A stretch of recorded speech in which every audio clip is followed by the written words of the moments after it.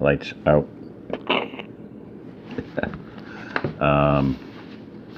In 5 sections, 5 parts, just so as you know ahead of time.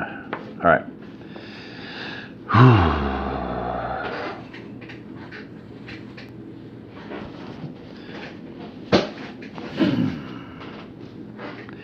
After a couple of minutes, Mark pulled himself together and stood. He looked around and saw several people standing around. Mark didn't see anyone with dry eyes. Others were running towards them, and he saw Gunny doing a stiff-legged run as he barked into one of the walkie-talkies. Guards were scurrying to and fro. Mark was sure it was in response to Gunny's instructions. They kept scanning the horizon as they jumped into the freshly dug foxholes. Mark could hear Gunny's raspy voice as he got closer. "Get down," he yelled. Have you all lost your marbles? They may not be gone. Get down now." Mark was sure the old man was wrong. The snipers had left. Somehow he knew it. He felt someone gently push him down, and too tired to fight, he complied.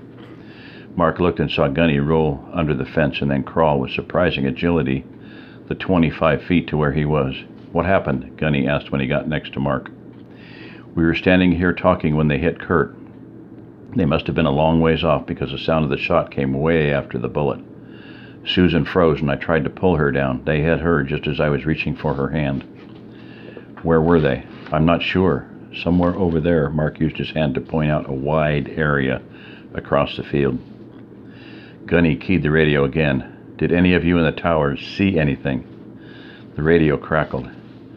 "Gunny, this is Steve Parsons in Tower 5. I saw 2 guys get up from all the way across the field and run into the brush. They were just a little ways down from the back corner. Holy crap, that has to be over half a mile, Gunny. Who could shoot that far?" "That's what we got to find out, Tower 5. Thank you," Gunny said, meaning he didn't want to discuss it over the radio.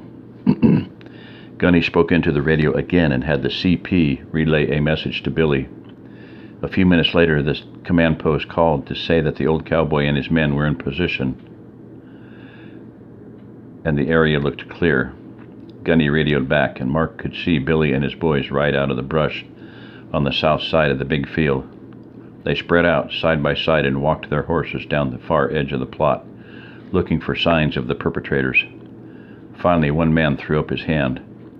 Everyone stopped and backed their horses up and then rode to where that man was. The cowboys dismounted and walked to look at the spot. A moment later, Gunny's radio cracked.